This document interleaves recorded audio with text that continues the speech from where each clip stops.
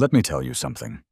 If you want to know how this whole ridiculous story started, the one involving a city permit, a semi-truck on a residential street, and what the local newspaper later called a fiberglass monstrosity, it started with a perfectly ordinary Sunday. A beautiful, sun-drenched, utterly American suburban Sunday. It was the kind of day that looks like a stock photo for relaxation. I was out on the deck, grilling some truly mediocre hot dogs. My wife, Sarah, was inside, valiantly trying to keep up with the laundry vortex that consumes all parents. And the kids? The kids. Liam, 9, and Maya, 7, were doing exactly what kids are supposed to do, being glorious, magnificent chaos agents. They weren't fighting. They weren't crying. They were just generating energy. Specifically, they were playing a game in the backyard that they had christened Thunder Unicorn Death Race. I'm not entirely sure what that entailed, but it seemed to involve a lot of shouting, 2 rusty scooters, a broken plastic sword, and what sounded suspiciously like air raid sirens being recreated using their own vocal cords. It was loud. It was pure. It was maybe a tad bit close to the property line, but hey, freedom, right? This is America. We shout. We ride scooters into things. It's character building. I flipped a dog, took a swig of lukewarm soda, and smiled. Yeah, life was good. 5 minutes later, the tranquility shattered, not by a kid falling off a scooter, but by a sound far more chilling. The sound of a gate latch clicking, followed by the soft, rhythmic thud, thud, thud of highly supportive orthopedic shoes marching across my newly laid gravel. You probably already know who it was. Every suburban street has one, but ours? We hit the jackpot. We have Karen. Let me describe her, because the aesthetic is important. Picture a freshly detailed Toyota RAV4 parked with clinical precision. Picture a lawn so manicured it looks photoshopped. Now, picture the person responsible for that lawn, dressed in clothes that looked like they came straight out of a catalog for people who take quiet hobbies very seriously. Her name, fittingly, is Brenda, but in my head, and now in yours, she's Karen. She wore a look that suggested she had just discovered an unapproved fungus on her prize-winning petunias. And I was the fungus. She stopped exactly 10 feet from me, folding her arms. The kids, sensing an unusual stillness in the force, paused their Thunder Unicorn death race mid-siren. "Mike," she said, and her voice was thin, like poorly mixed lemonade. "Brenda, hey, you want a hot dog? They're hot." I offered, because I'm a nice guy, and a genuinely passive-aggressive one when required. She didn't flinch. "I appreciate the offer, but I came to discuss the decibel level emanating from your activity center." "Ah, the kids," I said, pointing vaguely toward the 2 small humans now holding their breath. "Yeah, they're just burning off some of that patented Sunday energy. They'll run out of steam soon." Soon is subjective, Mike. My husband, Ken, is attempting to work on his taxes, and the constant shrill wailing is causing him acute anxiety. Furthermore, the noise is violating the Community Covenant's Section 4.b, subsection 3, regarding excessive, non-emergency acoustical disturbances outside the hours of 10 a.m. and 6 p.m. I blinked. She literally cited a homeowners association bylaw at me. "Brenda, it's 4:30 p.m. They're playing. It's a Saturday, almost Sunday," I corrected, "and they're not even throwing the plastic sword at each other anymore. See? Peace." It's the frequency of the noise, Mike. It penetrates. It's disruptive. Can you not keep them in the basement? Or perhaps engage them in a quieter activity, like synchronized knitting? I sighed internally. This was the part where I was supposed to apologize and promise to try harder. Instead, I gave her my best, most earnest dad smile. I hear you, Brenda. But they are just playing in their own backyard. We'll try to keep the unicorn death race on the inside lane, okay? She huffed, a sound that was, ironically, louder than the last 15 seconds of children's play, and marched back to her castle of perfect beige. My outwardly polite but firm defense was complete, but my blood was boiling. It's just kids, for crying out loud. I thought that was the end of it. I really did. I went back to the grill, and the kids, invigorated by the sheer drama of a neighbor confrontation, decided to upgrade the race to include sound effects simulating a crashing jet engine. This went on for maybe 30 minutes. Then, the true horror arrived. Not Karen herself, but the symbol of her ultimate weaponization of annoyance, a black and white cruiser pulling slowly up my street.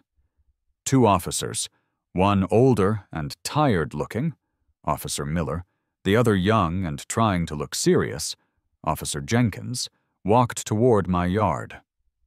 "Afternoon, sir. We're responding to a noise complaint," Miller said, his voice flat. He looked like he'd rather be anywhere, even filing tax returns with Ken. I just stared. A noise complaint? From my 2 children playing in the backyard? Are you serious?"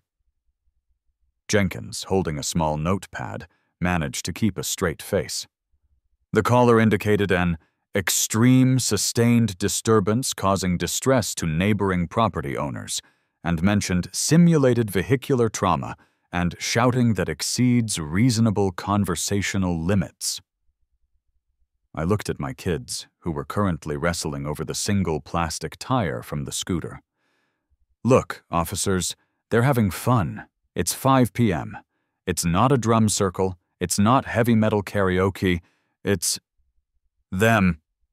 Officer Miller actually cracked a smile, a tiny wrinkle appearing at the corner of his eye. "Yeah, we hear you, sir. We've got our sound meter here." He lifted a gadget that looked like a large black remote control. "But honestly, it's reading about 65 decibels. That's slightly less than a loud conversation. Everything looks fine." He lowered his voice. "Just try to keep the jet engine sounds down to a minimum, okay? For your sake." They left as awkwardly as they arrived, clearly sharing the internal sentiment that this was the most ridiculous call of their shift. They confirmed everything was fine, but the humiliation and the sheer audacity of Karen using the police as a personal parenting tool was the final straw. It wasn't about the noise anymore. It was about the principle. It was about standing up for the right of a 9-year-old to scream like a thunder unicorn. I walked back inside, dripping with a quiet, obsessive rage. Sarah saw my face. "What are you going to do?" she asked, already sounding exhausted. "I'm not going to yell at the kids," I said, looking out at Karen's pristine yard. "I'm going to spend a small fortune." That's when I decided. Karen wanted silence? Fine. She was getting the dome, the ultimate, expensive, passive-aggressive solution. The soundproof bubble dome. I poured myself a glass of water, something weak because my thoughts were already spiraling, and started pacing my kitchen. Karen had crossed a line. You don't call the police on a family for normal daytime kid noise. You just don't. That's an act of war. A low-grade, highly petty suburban war. My internal monologue was a torrent of glorious, absurd retaliation fantasies. I ran through a whole list of increasingly ridiculous solutions, each one dumber than the last. Option 1, the move to Antarctica. High cost, terrible commute, but zero Karens. Pros: noise isolation. Cons: freezing. Option 2, the underground bunker. Excellent soundproofing, good for surviving the zombie apocalypse. Pros: multi-purpose. Cons: digging. And the lack of sunlight would probably make my kids more irritable and loud. Option 3. The industrial-grade earplugs. Simple, cheap, effective. Pros: immediate relief. Cons: I would have to wear them, and Karen still wins. Nope. Unacceptable. Option 4. The sound-dampening force field. Sadly, physics is a buzzkill. Option 5. The bubble dome. The moment bubble dome hit my brain, I knew it was the only way. It had everything: expense, spectacle, passive-aggressive genius, and a solid physical barrier. It wasn't just a shed. It was a statement. It was my giant, clear middle finger to Section 4B, Subsection 3. A dome! What could possibly go wrong? Everything, probably. But the sheer audacity of it was intoxicating. I could just picture it, a massive, spherical monument to childhood freedom and parental spite, shimmering majestically in the afternoon sun, directly visible from Karen's sunroom. It would be beautiful. It would be stupid. It would be mine. I explained the concept to Sarah, using lots of hand gestures and the word optics. So let me get this straight, Sarah said, folding a fitted sheet, with the practiced calm of someone who has mentally checked out of the suburbs. You are planning to spend the money we saved for a new deck, which we desperately need, by the way, on a giant see-through hamster ball so the kids can scream inside it. It's not a hamster ball, Sarah. It's an acoustic mitigation chamber. And yes, the optics are crucial. If she complains about the noise now, I can simply point to the bubble and say, "Madam, my kids are now playing inside a dedicated sound containment facility. The noise you hear is likely the sound of your own crippling loneliness." She just sighed, but I saw a tiny flicker of pride in her eyes. Or maybe it was pity. Either way, I had the green light, if only by omission. My next step was, naturally, to consult the expert, aka the infinite, terrifying black hole of the internet. I descended into the rabbit hole of online DIY projects, convinced I could figure this out myself. I started my search innocently enough. 1. Soundproof air bubble tent for yard. Yielded mostly tiny portable spa tents. Too small. My kids need maximum acoustic freedom. 2. Is it illegal to build a giant orb in your yard, USA? Led me to some truly terrifying zoning laws and a lot of forums dedicated to geodesic dome enthusiasts. Apparently, there's a whole subculture. I learned the word icosahedron. I felt slightly dumber. 3. How to construct a parabolic sound-dampening shell using affordable polycarbonate.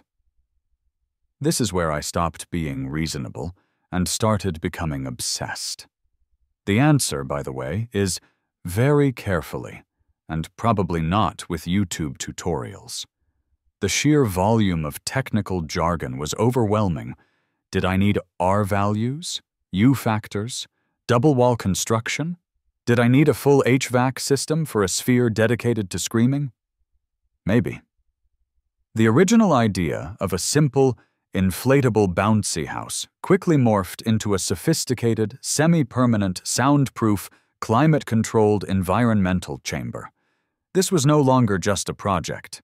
It was my magnum opus of pettiness.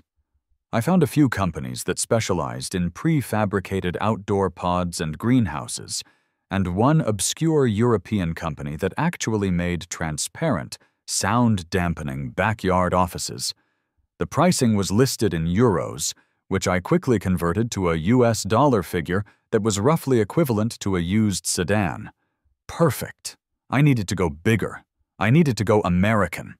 I needed a contractor who could translate my beautiful, spiteful vision into concrete and polycarbonate. I spent the rest of the evening making my initial design sketches. They were terrible. I used a ruler and a compass, but it mostly looked like a bunch of concentric circles drawn by a kindergartner who just discovered existential dread. The designs, thankfully, were not functional blueprints, but conceptual art for my wife to veto. Sketch 1. The hamster habitat. A giant, totally clear sphere on a rotating stand. Sarah rejected it immediately. The kids will be dizzy, and will look like we're running a weird, silent zoo.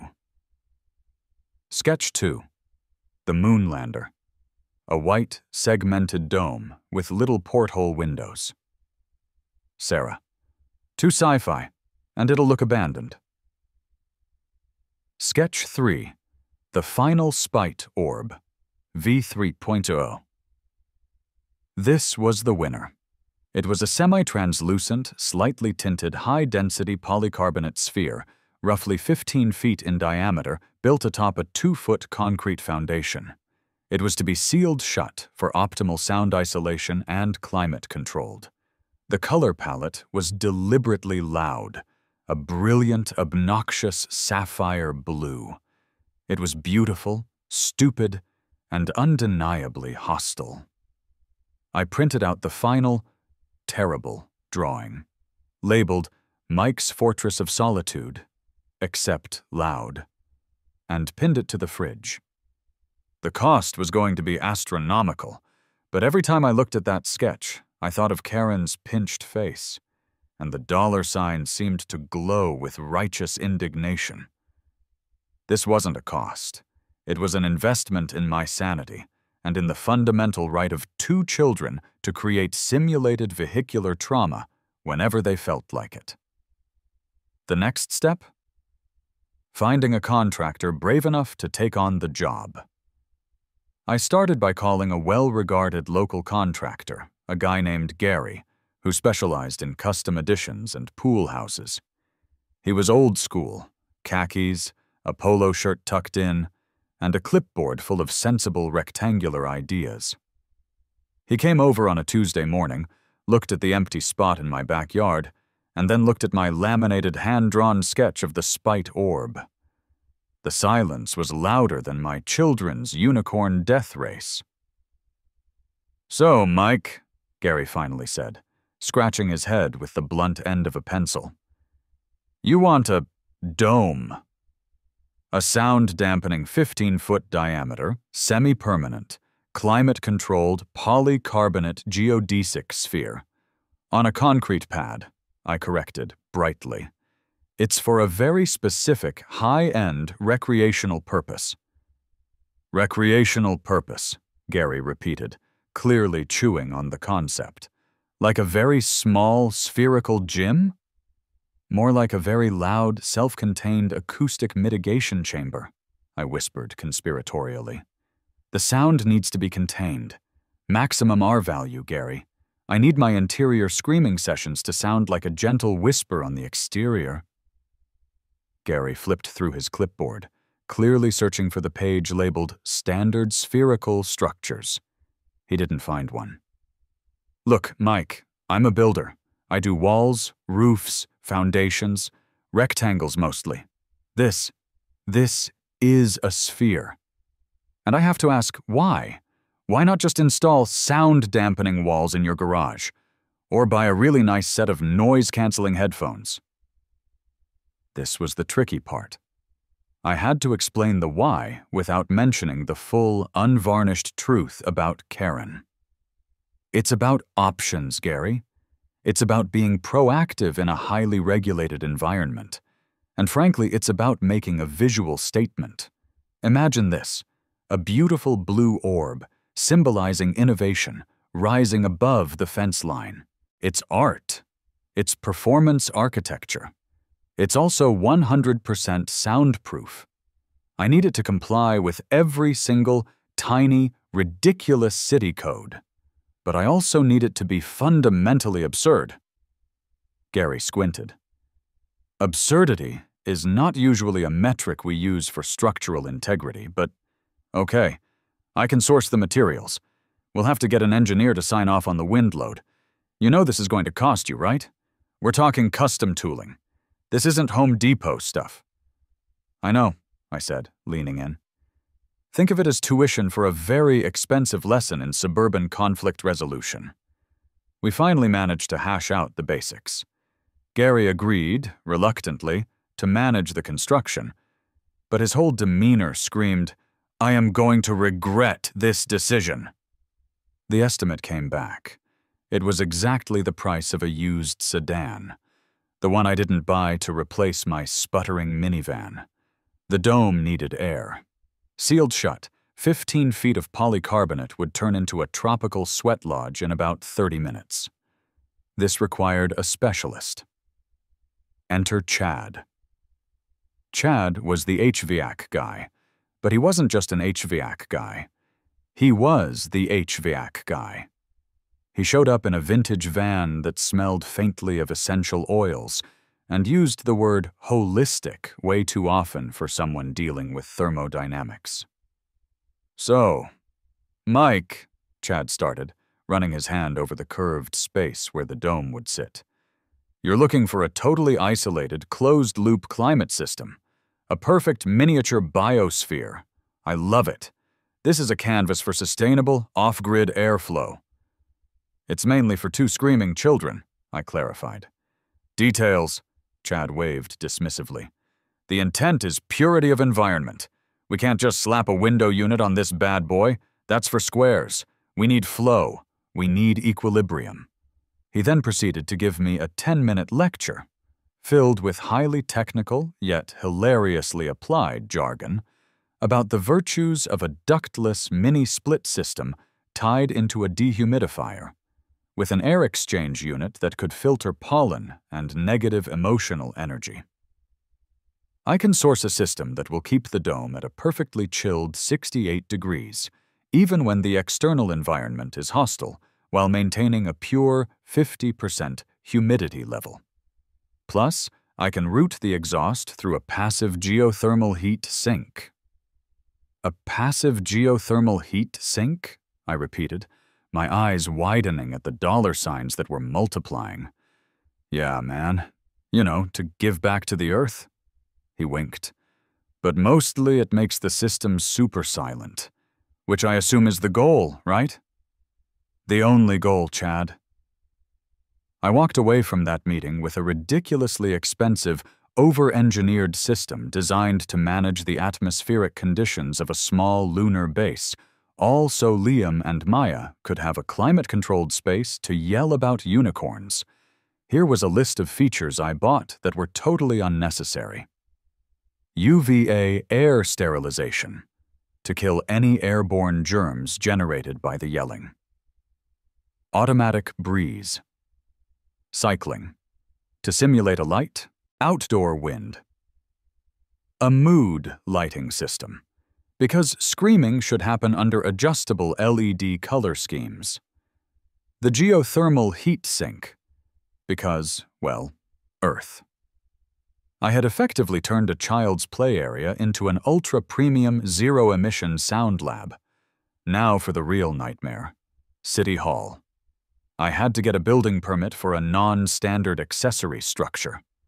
I swear the city planner, a middle-aged woman named Rhonda with glasses on a chain, looked at my paperwork and thought I was punking her. The meeting started with her reviewing Gary's professional structural drawings, the ones he made to replace my crayon sketches.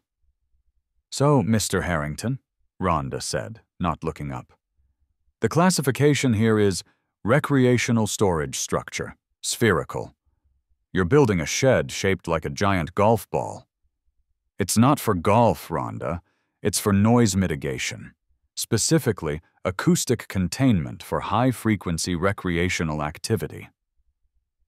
I tried to sound official, but I mostly sounded like a pretentious idiot.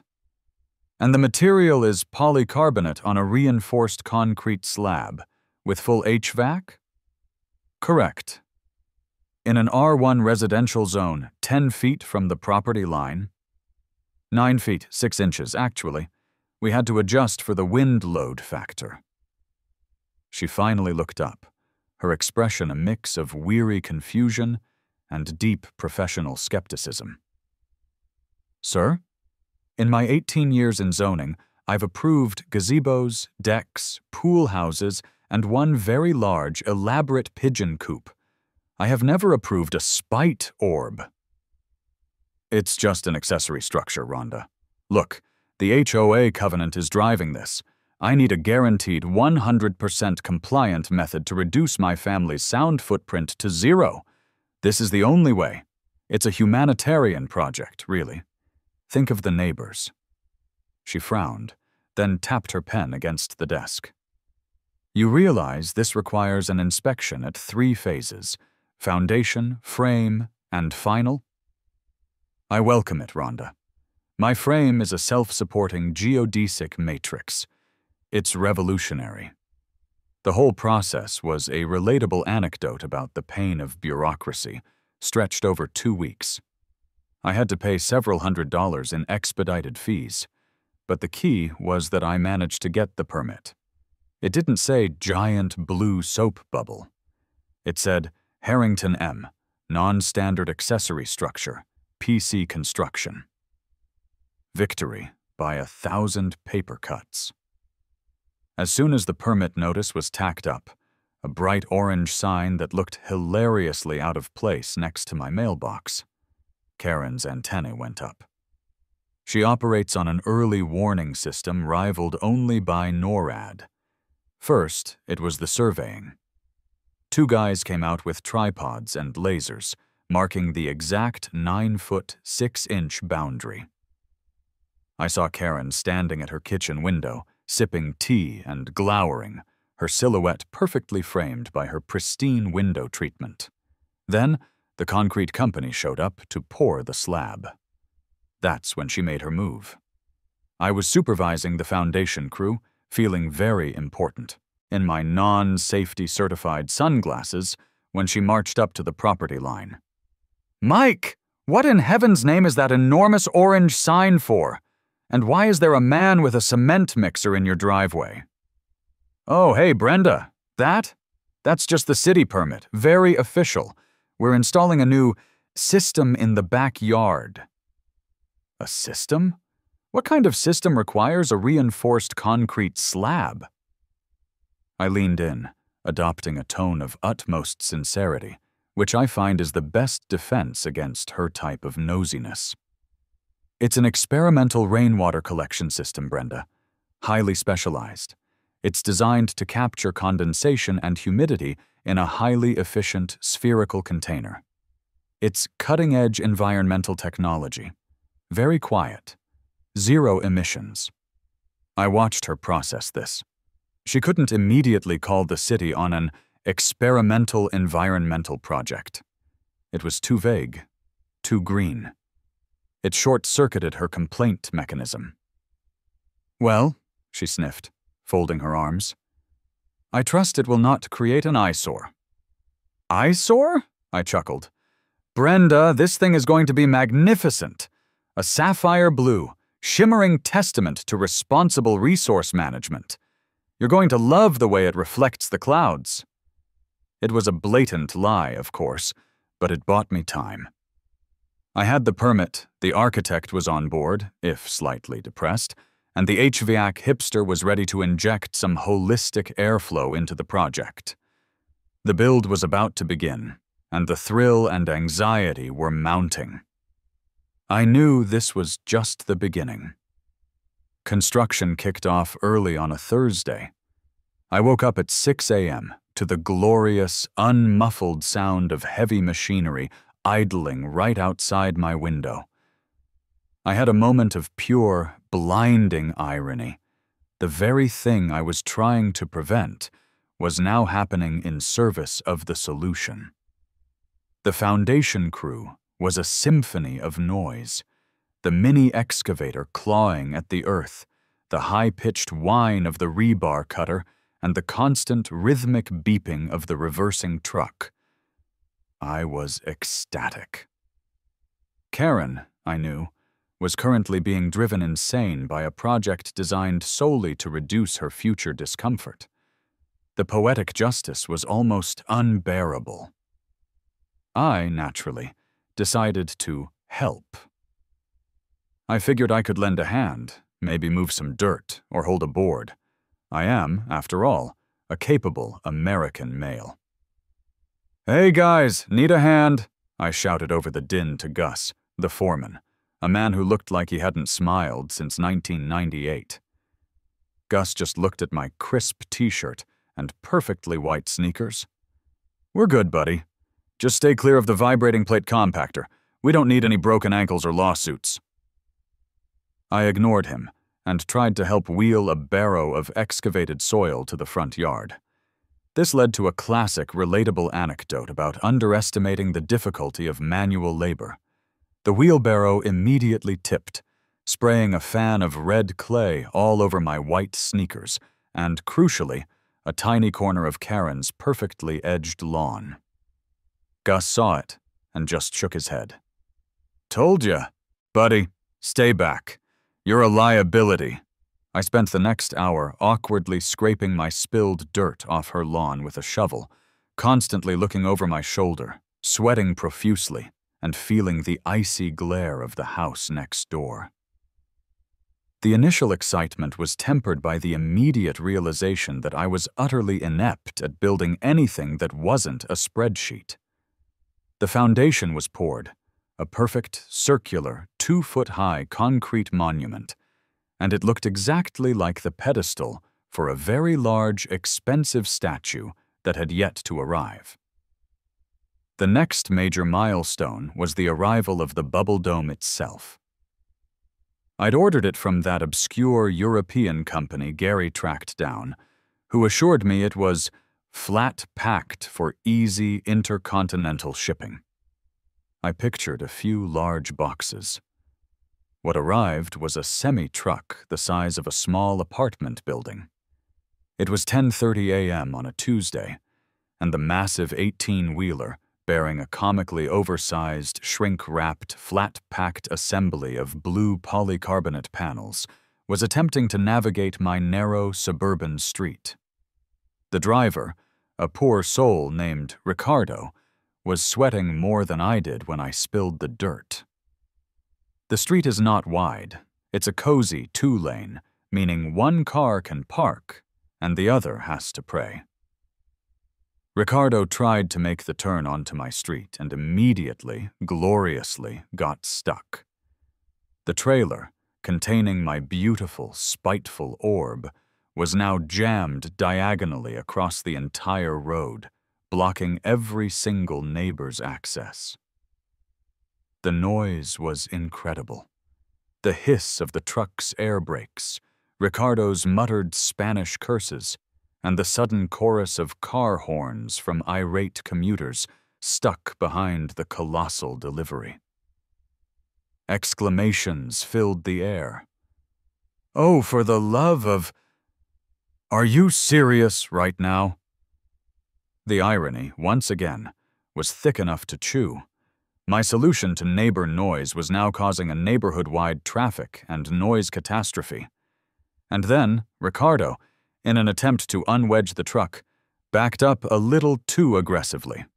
The rear corner of the massive trailer scraped loudly against the brick pillar of a mailbox. It wasn't just any mailbox. It was Karen's mailbox. The pillar was fine, but the little flag, the pride of her daily outgoing mail, was bent at a sad, defeated 45-degree angle. I froze.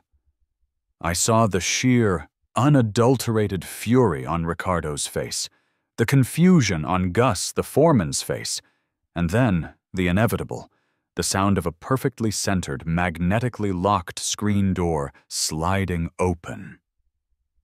Karen emerged, dressed in athletic wear that looked like it had never sweated, holding a tiny, aggressive cell phone. She saw the truck, the blockage, and the sad, drooping flag on her mailbox. "What is going on here, Mike?" she shrieked, her voice cutting through the truck noise. This wasn't passive-aggressive lemonade. This was pure, unadulterated vinegar. "Morning, Brenda. Just a little delivery snafu. Massive piece of precision equipment. Should only take an hour to unload," I shouted, trying to sound breezy and overwhelmed at the same time. "This is unacceptable. My entire street is blocked. This truck just assaulted my mailbox. What is that thing? Is that your new rainwater collection device? It looks like a giant flattened contact lens." I stepped in front of the truck. "It's advanced filtration technology, Brenda. Unfortunately, it required a slightly larger transport vehicle than anticipated. I'm terribly sorry about the inconvenience." She didn't buy it. She was already dialing a number. "I'm calling the police. This is a public safety hazard. You've blocked a residential street with a massive piece of plastic garbage." And so, for the second time in 3 weeks, I had a dramatic, dialogue-driven interaction with cops. This time, it was Officer Jenkins, and a different, even younger, even more bewildered officer, Garcia. Jenkins walked up to me, shaking his head. "Mr. Harrington, I gotta tell you, when dispatch said large plastic sphere blocking public access, I hoped it was a code for something less literal." "Officer, I have a permit." I pulled the laminated orange sheet out of my back pocket. "PC construction, non-standard accessory structure. The delivery company just underestimated the turn radius." Karen immediately inserted herself. "Officers, he is knowingly obstructing traffic with an unseemly, commercially sized piece of equipment. Furthermore, he's lied to me, claiming it's a rainwater device, when it's clearly a giant inflatable, well, I don't know what it is, but it's hideous." Jenkins sighed, looking from the giant, blocked truck to Karen's enraged, pointing finger. He was clearly invested in this neighborhood drama now. He leaned in conspiratorially. "Ma'am, the truck is clearly obstructing traffic. We need to get it moved. But Mr. Harrington has a valid permit for the material. The issue is purely traffic management. Now, if you'll excuse us, we need to speak with the driver." He gave me a dry, humorous observation. "Mr. Harrington, that spherical rainwater collector of yours is surprisingly massive." I nodded solemnly. "It's all about maximum volumetric capacity, officer." We spent the next 30 minutes getting the truck positioned, which involved yelling, traffic redirection, and me handing out bottled water to the construction crew. I successfully used the immediate danger of the heavy equipment and the sheer size of the trailer to distract the cops from the ultimate absurdity of the thing being unloaded. I was in the clear, but my relationship with Karen was now officially a hot war. The next 2 days were a blur of construction. The assembly of the geodesic frame by Gary's increasingly exhausted crew, the connection of Chad's ridiculous HVAC system, and the mounting of the heavy polycarbonate panels. Every time a new piece went up, I could feel Karen's gaze boring into the back of my skull. Then came the moment of truth. Inflation day. The panels were all bolted together, but it needed to be fully sealed and slightly pressurized to achieve that perfect, tensioned sphere look. Chad ran the fan system, and the sphere, which had been resting like a giant, segmented oyster shell, slowly began to achieve its final, arrogant shape. Vivid description. It rose, perfectly spherical and unnervingly large, atop its concrete pedestal. The sapphire blue tint caught the sunlight, turning it into a giant, glistening, beautiful bubblegum orb. It towered over the fence line, a monument to my stubbornness. It was hideous. It was magnificent. It was perfect. Sarah came out with the kids. Liam and Maya started jumping up and down, convinced it was a time machine. "Oh my God, Mike," Sarah breathed. running her hand across the smooth, cool plastic. It's so blue. It's the highest grade, UV-resistant, noise-dampening polycarbonate, dear. Note the seamless curvature. Note the utter contempt for our neighbors. She let out a long, sighing resignation. I feel like we should have named it the divorce orb instead of the bubble dome. Nonsense, I said, stepping back to admire the view. This is the fortress of acoustic freedom. From inside, I could see Karen's window. She wasn't just squinting now. She was holding a pair of binoculars.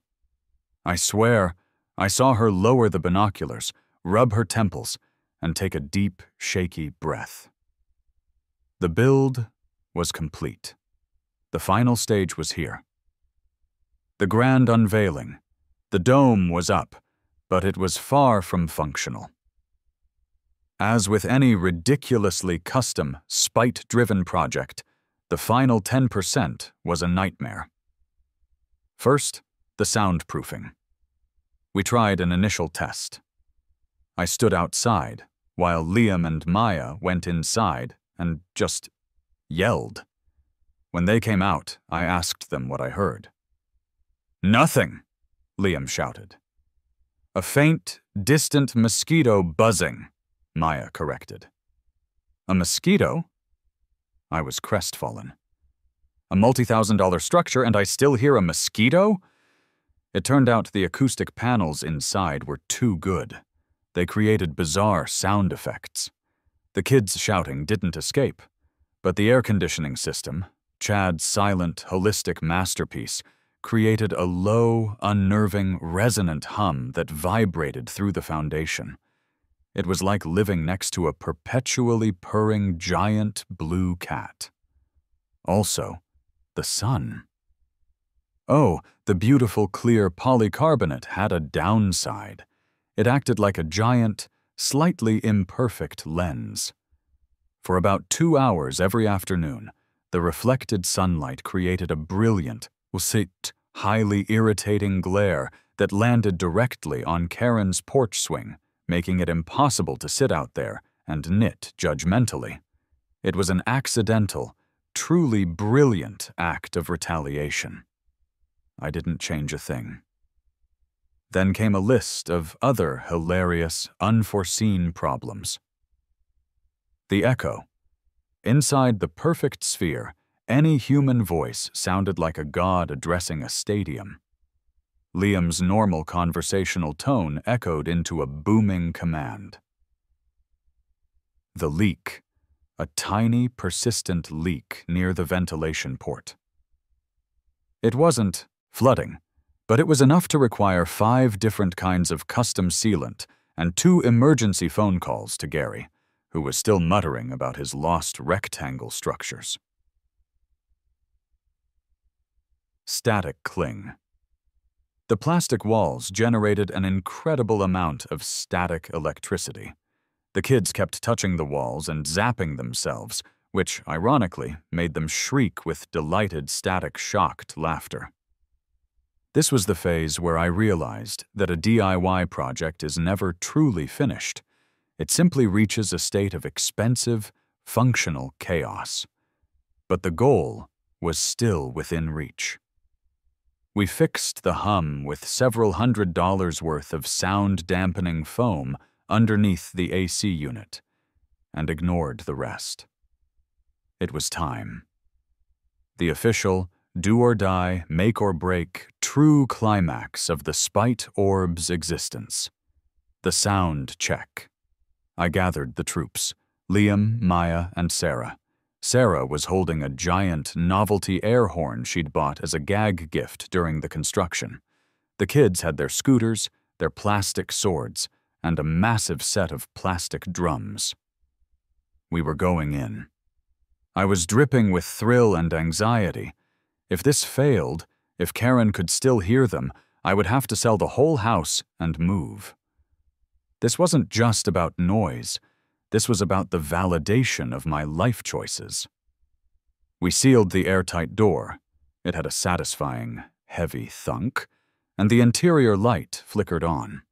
The air was cool, slightly sterile, and smelled vaguely of new plastic and righteous vengeance. "Okay, team," I said, my voice echoing like thunder. "We have one mission. Make the kind of noise that would normally attract the National Guard. Ready?" The kids needed no further encouragement. Liam hit the drums. Maya launched into an ear-splitting, sustained shriek about an imaginary three-headed Cerberus. Sarah, with a look of pure nihilistic glee, aimed the giant novelty air horn and let rip. Ka-wook! It hurt my ears, even inside the sphere. The echo was immediate and glorious. Then I did the most important thing. I opened the small, high-density observation porthole that Gary had reluctantly installed near the door. I stuck my head out and listened. Vivid sensory details. Silence. Absolute, dead, perfect silence. I heard the distant whir of a leaf blower 2 streets over. I heard a small bird chirp. I heard my own shallow, anxious breathing. But the cacophony raging just 3 feet behind my head? Nothing. It was a faint, low thump, thump, thump of the drums. A sound level that was, generously, less than a refrigerator humming. I stood there, bathing in the glorious acoustic vacuum, feeling the heat of the air horn's blast against the dome wall behind me. I looked across the fence. Karen was on her porch, watering a hanging basket.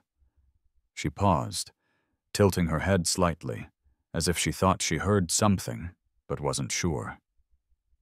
She continued watering. She squinted, then looked directly at the giant, sapphire-blue sphere in my backyard. She saw the light inside. She saw the movement. She saw the potential for noise. But she heard nothing. The test continued for another 5 minutes, during which time Liam tried to break the plastic sword on the drum, and Maya managed to achieve a new, higher pitch of Cerberus wail. I closed the porthole, re-entered the dome, and we emerged into the quiet suburban air, blinking like space travelers returning to Earth. That's when Karen approached. She walked slowly, precisely, right up to the property line, her jaw working as she tried to form words. She didn't have her gardening gloves or her phone this time. She just had her confusion. I walked over to the chain-link fence, beaming. I looked relaxed, happy, and completely, utterly innocent. "Brenda, beautiful day, isn't it? That sun is just perfect for the garden." "Mike," she sputtered, pointing a perfectly manicured finger at the shimmering orb. What is that?" "Oh, this?" I gestured to the dome, which looked like it was about to float away. "This is it. The non-standard accessory structure, the acoustic mitigation chamber, the sphere of silence. My kids, bless their hearts, just finished their afternoon playtime. Did you hear anything?" She tried to regain her composure. "Well, I heard a large truck earlier, and that dreadful humming sound a few days ago. But today it's just been quiet. Too quiet, almost. It's unnerving." I adopted the tone of a deeply patient, slightly patronizing scientist. "Precisely. This unit, as I explained to Gary the architect and Chad, the systems specialist, is calibrated to neutralize all exterior acoustic disturbances generated within its containment field. That includes shouting, drumming, and even the high-frequency trauma simulations of a Thunder Unicorn death race." I paused, letting the silence hang heavy. "Brenda," I said, putting a hand on the fence post. "You complained about the noise. You called the police. You forced my hand. This cost me nearly $15,000, required 3 city inspections, caused a neighborhood traffic jam, and now it has reduced the sound of my children's joy to less than the ambient hum of your own central air conditioning unit. All so you could have silence." Her face was a perfect storm of victory and defeat. She had gotten what she wanted, but the cost to me was absurd, and the sheer visual presence of the dome was a constant reminder of her pettiness. "Well," she finally managed, adjusting her perfectly tailored collar, "it's very large and very blue." "It's soundproof, Brenda," I corrected, smiling wide. "And that's all that matters, right?" I didn't wait for an answer. I turned, walked back inside, and closed the door. The moment was perfect. I had won. I had spent a colossal amount of money, but the look on her face, that confused, defeated, sputtering look, was absolutely priceless. And that, viewers, is how you win a passive-aggressive noise war.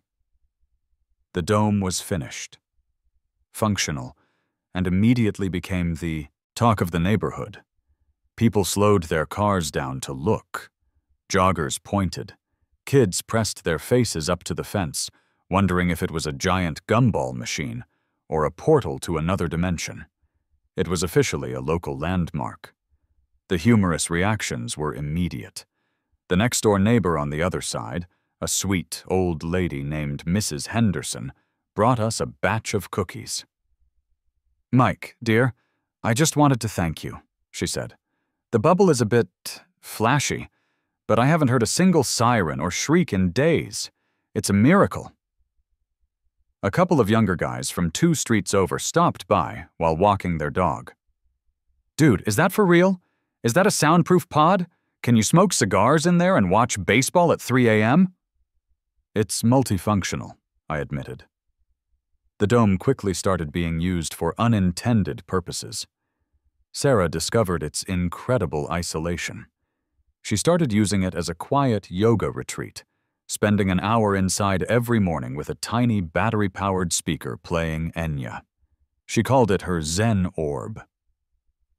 One Friday night, I tested the dome's limits by hosting a ridiculously loud poker game with 3 buddies. We brought in speakers, played 80s rock at ear-bleeding volume, and cheered loudly when someone lost their mortgage. Just kidding, mostly. Outside, Sarah later reported, all Karen could hear was a faint, oscillating thump, thump, thump. The dome was now a source of loud freedom for the entire adult population of the Harrington household. I did, eventually, have to address the public curiosity. So, I grabbed my label maker and affixed a small, highly official sign to the side of the concrete pedestal that read, "Harrington Property, Non-Emergency Acoustic Mitigation Chamber, absolutely not a planetarium." It didn't stop the questions, but it made me feel better. The dome solved the noise problem. It was a complete, stunning victory. However, as is the way of the universe, solving one problem always generates 3 new ones, often more expensive than the first. Problem 1. The glare. Remember how the dome reflected sunlight onto Karen's porch swing? Well, it got worse. As the summer progressed, the angle of the sun changed, and the reflected glare started hitting my own living room window at a specific time in the late afternoon, turning my sofa into a temporary sauna. My brilliant retaliation was now backfiring, causing massive heat gain and making my house miserable at 4 p.m. Problem 2. The birds. A local bird, I swear it was a highly intelligent, spiteful crow, decided the shiny blue surface of the dome was its mortal enemy. It started attacking the reflective surface with incredible ferocity, pecking at its own reflection for hours, which created a relentless tap-tap-tap noise that, while not loud, was high-pitched and drove me absolutely insane. It was the sound of nature mocking my scientific achievement. I tried everything.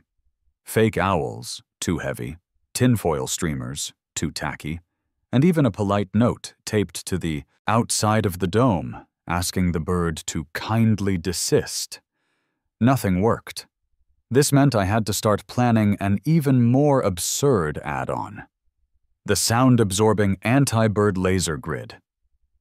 I started drafting a sketch for a low-power, motion-activated, laser-based deterrent system. It would cost more money, require a solar panel, and undoubtedly trigger a call to the FAA. But the crow was winning, and I refused to lose to a crow.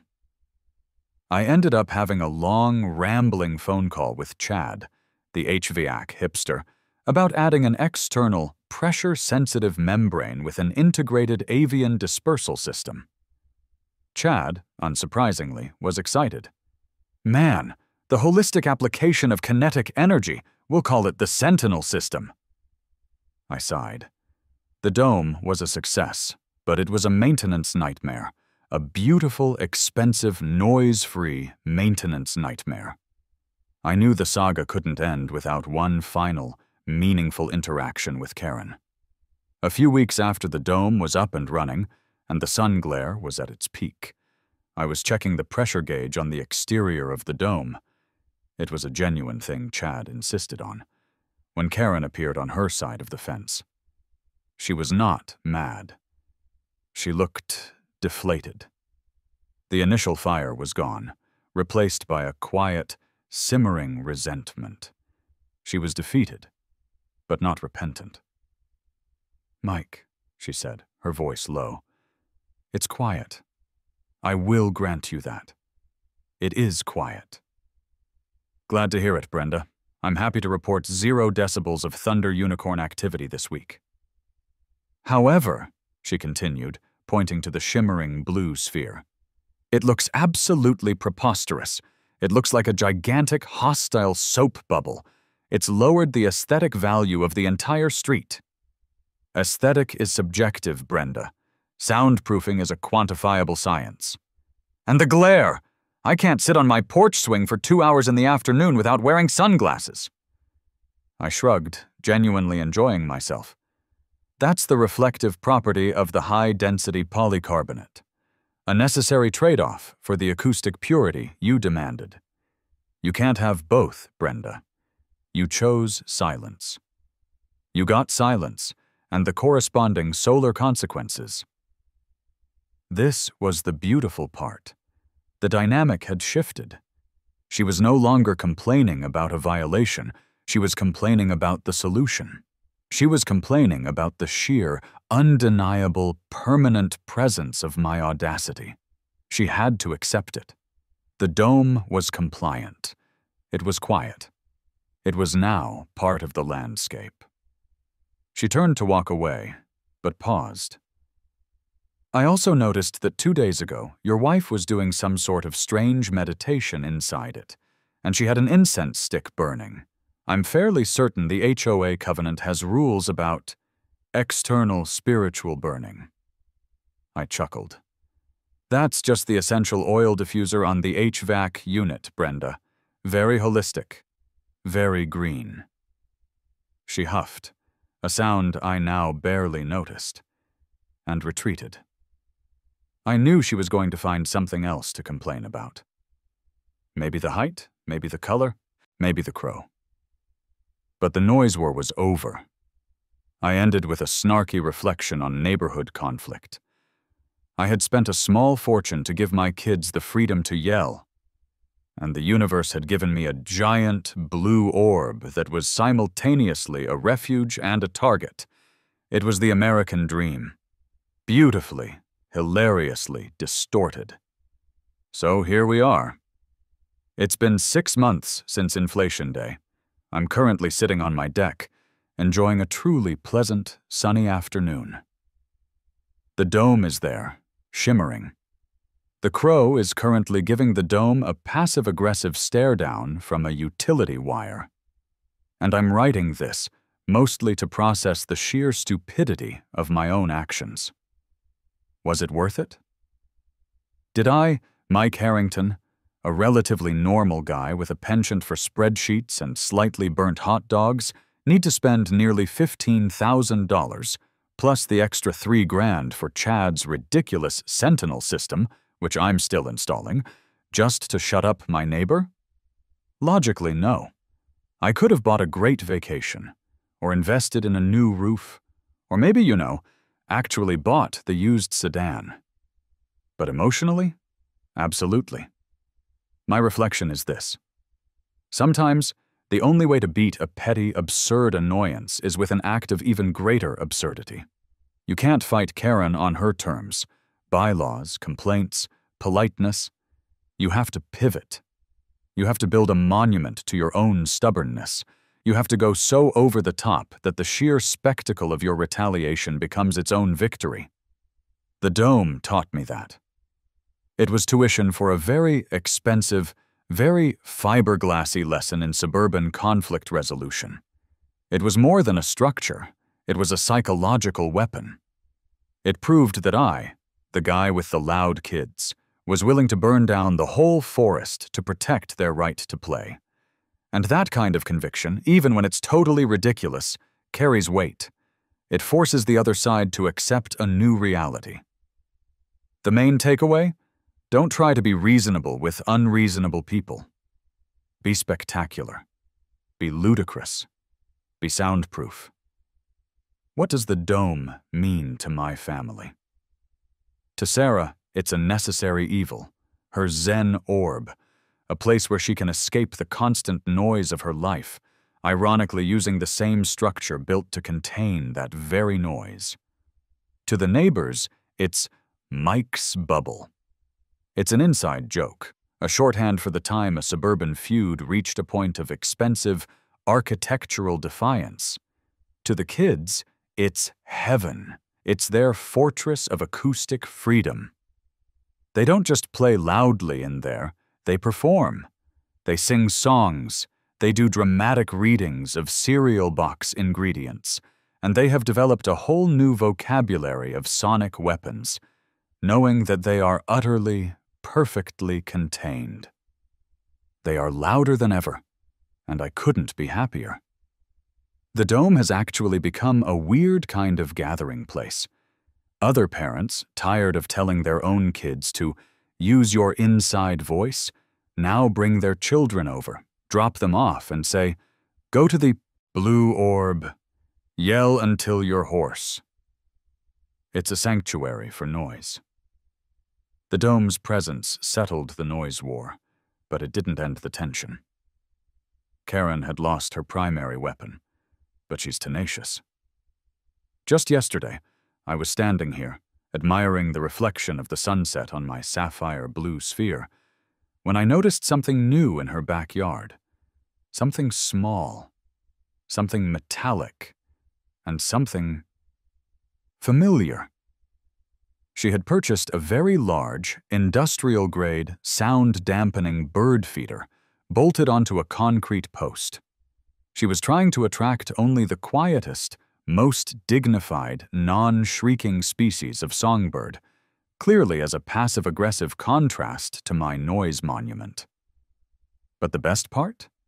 It was attached to a complex pulley system, apparently designed to raise and lower the feeder on a precise schedule, which was clearly based on Section 4.b, subsection 3 of the HOA rules. It was incredibly complex, fundamentally flawed, and likely cost her a ridiculous amount of money.